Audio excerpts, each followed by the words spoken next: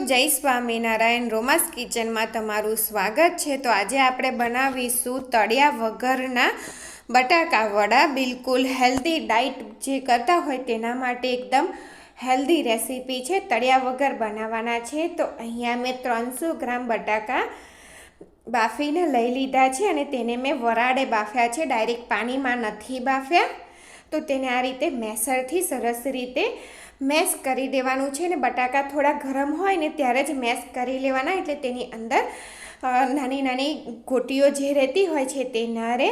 ને 1/4 ટીસ્પૂન હળદર, half teaspoon Kashmiri લાલ મરચું, હાફ ટીસ્પૂન ગરમ મસાલો ને હાફ ટીસ્પૂન વલિયાળી લીધી છે અને 1 ટીસ્પૂન ખાંડ લીધી છે। આપણે તેને ખાટો મીઠો સરસ ચટપટો ટેસ્ટ આપવા માટે। અને અહીંયા થોડીક 1 ટેબલસ્પૂન જેટલી દ્રાક્ષ અને 1 ટેબલસ્પૂન જેટલા કાજુના ટુકડા લીધા છે, તે લેવું ઓપ્શનલ છે। અને અહીંયા હાફ ટીસ્પૂન લસણની પેસ્ટ, હાફ ટીસ્પૂન આદુની પેસ્ટ અને 1 લીલા મરચાંની પેસ્ટ, એટલે કે કુલ ટોટલ 1 ટેબલસ્પૂન તમારે આદુ મરચાં અને લસણની પેસ્ટ લેવાની છે। 2 પિંચ હિંગ ઉમેરવાની છે, હાફ ટીસ્પૂન કાળા મરીનો પાવડર। હિંગ ઉમેરવાથી તે આપણને પચવામાં સહેલું રહે છે, બટાકા છે તેટલા માટે। અને સ્વાદ પ્રમાણે મીઠું ઉમેરી દેવાનું। અને સિક્રેટ ઇન્ગ્રીડિયન્ટ્સ ઉમેરી અને બટાકાને બિલકુલ બહારથી ક્રિસ્પી બનશે ને તે રીતના બનાવવાના છે આપણે। તો આ મસાલો બધો સરસ થઈ ગયો છે, તો તેની અંદર હાફ ટીસ્પૂન લીંબુનું જ્યુસ ઉમેરી અને સરસ રીતે મિક્સ કરી દેવાનું છે। ખાંડ અને લીંબુ ઉમેરવું જરૂરી છે, તો જ સરસ એકદમ ખાટો મીઠો અને ચટપટો ટેસ્ટ આવશે।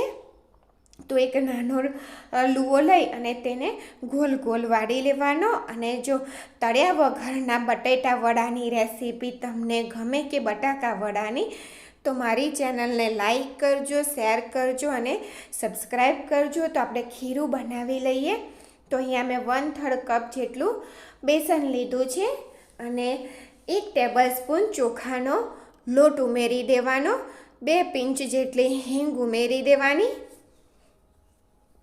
ચોખાના લોટ ઉમેરવાથી તેનું બહારનું લેયર ક્રિસ્પી અને બટાકા વડું અંદરથી સોફ્ટ તૈયાર થશે। અને સ્વાદ પ્રમાણે મીઠું ઉમેરી દેવાનું। બધી વસ્તુને સરસ રીતે મિક્સ કરી ત્યાર પછી થોડું થોડું પાણી રેડતા જાય અને આપણે એક ઘોલ તૈયાર કરી લેવાનો છે। જો કોઈ ડાઈટ કરતું હોય અને બટાકા વડા ભાવતા હોય તો તમે આ રીતે બનાવી અને ખાઈ શકો છો।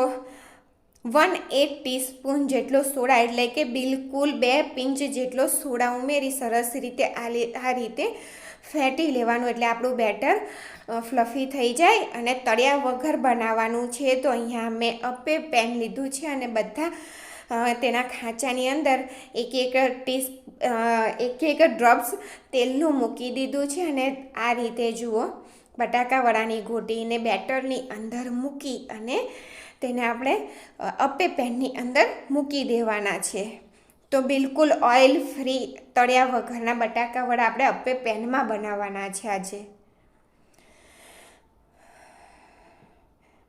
આ રીતે બધા બટાકા વડાને આપણે મૂકી દઈશું। જો મારું અપે પેન નાનું છે અને ગેસની ફ્લેમ મોટી છે, એટલે બધા સાચાની અંદર આવી જશે। જો અપે પેન તમારું મોટું હોય તો તમારે વચ્ચેના ખાનાની અંદર જ મૂકવાના, સાઈડના ખાનામાં મૂકવાના નહીં।